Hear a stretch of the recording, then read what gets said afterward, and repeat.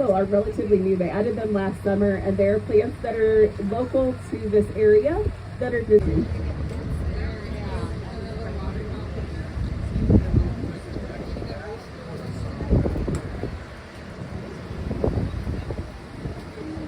On these large houses on your left, you can see a good example of what a Dutch front is. So those are a good example because you see that the Dutch front is very fancy and the sides and the back are a little bit more simple.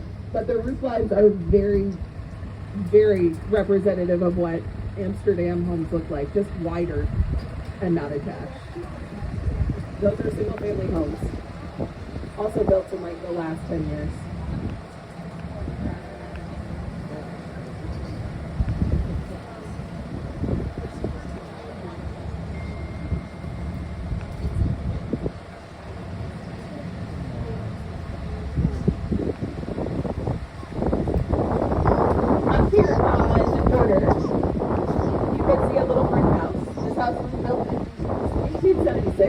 And is known in town as the Denadel House. I call it my house. So, different perspective. But the original house was built in 1876. And when we purchased the house, we were actually gifted copies of the original documents going back to the history of the house.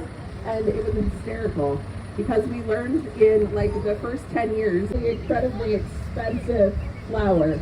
There was something called tulip mania in the early 1600s. And at that point, if you wanted tulip bulbs, 3 of them would cost you the equivalent of $30,000 today. So tulip bulbs might feel expensive to you if you're lucky to buy a few, but they're not $30,000. Just down the street, you'll see Pella Christian Elementary School. Pella is lucky to have 2 very strong school districts in town, Pella Christian and Pella Community.